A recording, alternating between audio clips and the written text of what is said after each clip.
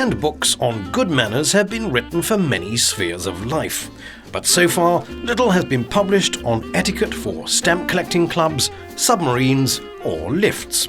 Let's begin with the most commonly encountered of these, the lift etiquette.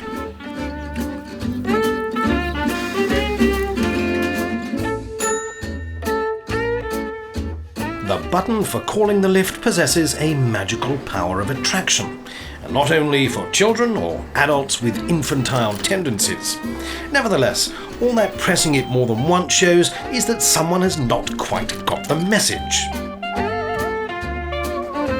If a lift is just about to leave, holding it up is not exactly a gentlemanly thing to do.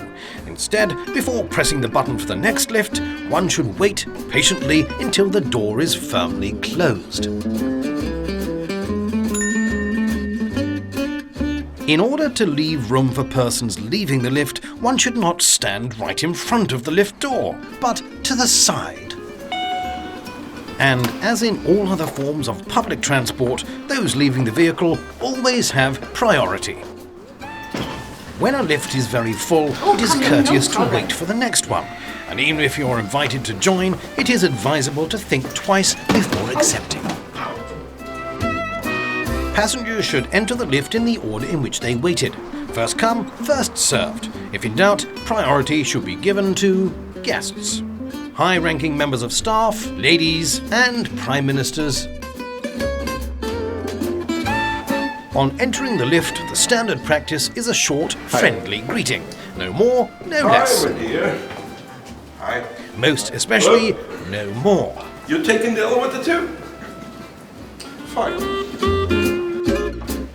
Now we wish to clear up a widespread misunderstanding. The closed doors button is a mechanism for minimizing waiting times and not for avoiding undesirable colleagues. Travelling in a lift calls for attentiveness and social skills. In a crowded lift, for example, the passenger standing closest to the control panel should be helpful in the selection of floors. In practice, this rule is not always followed.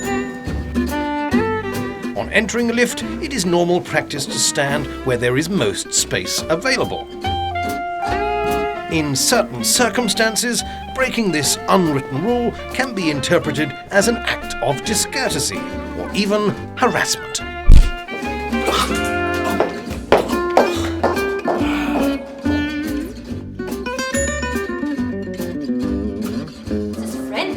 It's ridiculous! I never saw this woman outside of the office ever before! Well, then how do you talk to her like that? How do you talk to her? Conversations begun outside the lift should be continued quietly, so that the other occupants are not disturbed by the volume or the subject matter. If you happen to not observe this rule, then you should terminate the conversation immediately, and only continue after leaving the lift. I'm not gonna let you treat me like that. That is so unfair. You are so unfair to me! Come on! He's such an idiot! He thinks he's Robin Hood because he went green all the time. I would say he's Kermit the Frog, the short one. Talking on the telephone in a lift is not just bad manners. Yes, It Chief, can also reveal come to a the lot about the computer. person doing it, which may lead to unpleasant consequences. A lift is not the place for singing, humming or whistling, and headphones should be turned down to a volume at which nobody is compelled to share the listener's musical experience.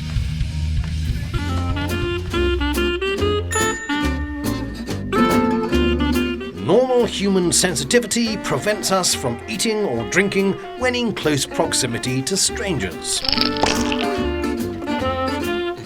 Sensitivity, however, is not everyone's strong point.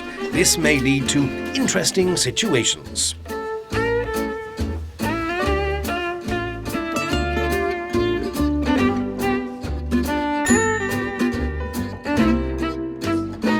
If there is a mirror in the lift, nobody can object to you using it to check your appearance.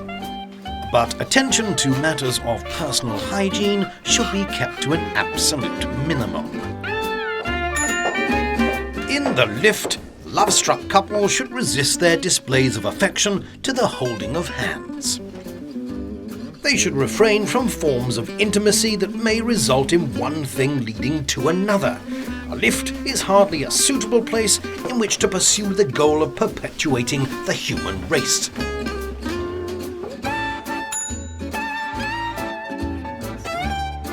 If passengers are standing in your way, don't simply push your way past, but excuse yourself politely before making a move. Excuse me!